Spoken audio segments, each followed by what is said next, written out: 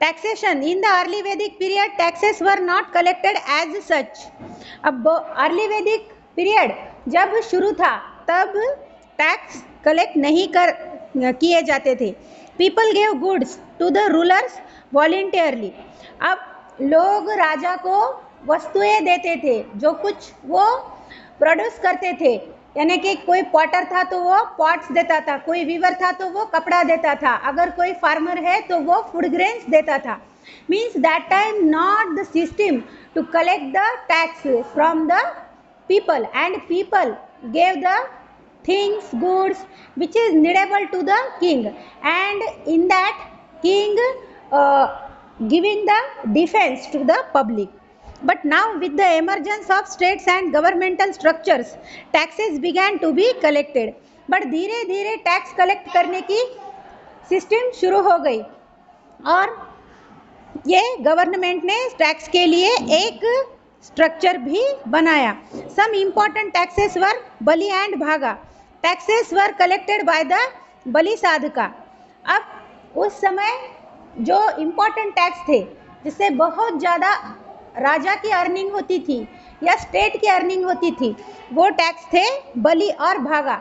जैसे हमारे यहाँ पर जो महसूल होता है, यानी कि जो बाहर से चीज़ें आती है, इंपोर्ट और एक्सपोर्ट के टैक्सेस बहुत इंपॉर्टेंट टैक्सेस है, तो उस समय बलि और भाग नाम के टैक्सेस जो होते थे वो बहुत इंपॉर्टेंट थे। और ये टैक्सेस जो होते थे वो बलि साधक नाम के मिनिस्टर उसे कलेक्ट करता था। जो मिनिस्टर टैक्स कलेक्ट करता था उसे बलि साधक ऐसा कहा जाता था। Bali was the tax collected on the amount of land cultivated. अब बलि नाम का जो टैक्स होता था, यानी कि ऐसा टैक्स जो कि लैंड के कल्टीवेशन के बेस के ऊपर लिया जाता था, यानी कि जितनी ज़मीन है उसके अनुसार टैक्स लिया जाता था, ऐसे टैक्स को बलि ऐसा कहा जाता था।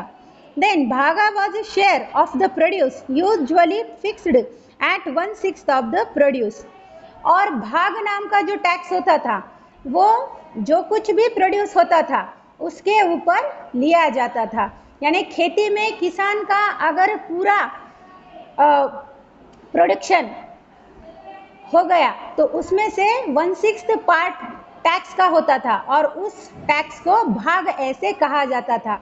और ये भाग नाम का टैक्स स्टेट को या उस बलि साधक मिनिस्टर को दिया जाता था। तो इस तरह के दो मेन टैक्सेस थे, एक था बलि और दूसरा था भाग। Then craftsmen such as potter, weavers and carpenters also had to pay taxes. These could either be in cash or kind,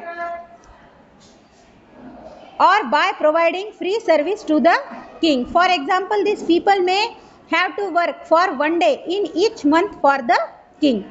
अब जो craftsman या potters होते थे, weavers होते थे, वो भी या कारपेंटर्स होते थे, वो भी राजा को टैक्स देते थे और वो टैक्स कैश में देते थे, यानी पैसे के फॉर्म में देते थे, या फिर वो उनके पास जो चीज़ें होती थी वो राजा में फ्री में वो राजा को दे देते थे। तो इस तरह से वो टैक्स भरते थे।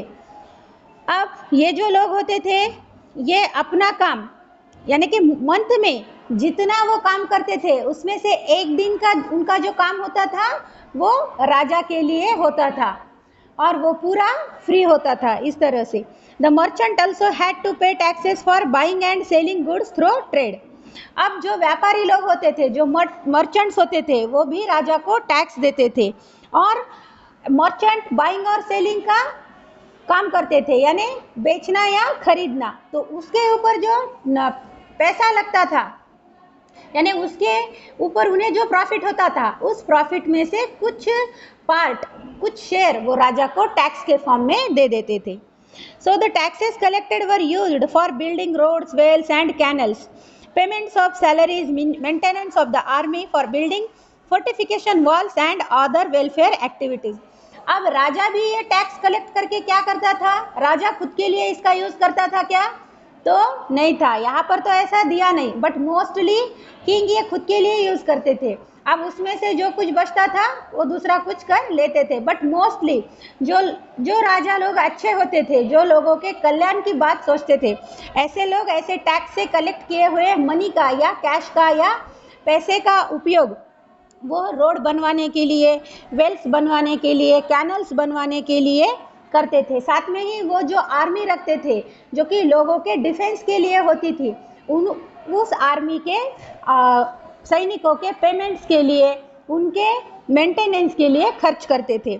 उसके बाद उनका जो कैपिटल सिटी होता था या उनका जो स्टेट होता था, उसके अराउंड में वो बहुत बड़े डिफेंसिव वॉल या फोर्टिफिकेशन, जिसे हम कंपाउंड कहते हैं, वो भी वो बनवाते थे। इस तरह से लोगों के वेलफेयर की एक्टिविटीज वो लोग करते थे।